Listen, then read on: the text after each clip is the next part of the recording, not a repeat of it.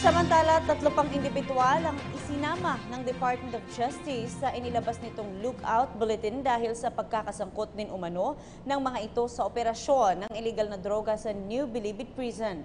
Kabilang sa mga ito ay sina Warren Cristobal, Mark Neumann Adricola at Jose Adrian Dera.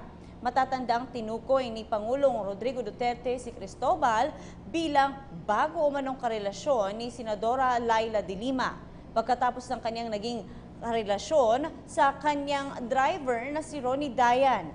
Si Dera naman ay ang pamangkin at security aide di umano ni De Lima at naging sangkot di umano sa pagdukot sa pamangkin ng high-profile inmate na si Peter Go.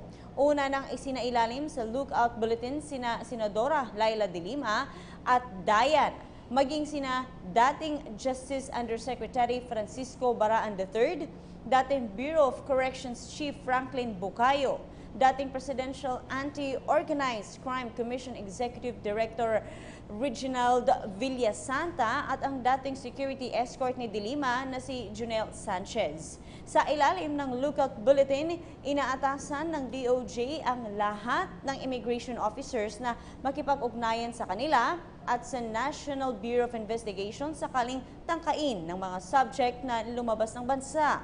Kailangan ding ibigay ng Bureau of Immigration sa DOJ ang detalye ng flight at itineraries ng mga nasa lookout bulletin.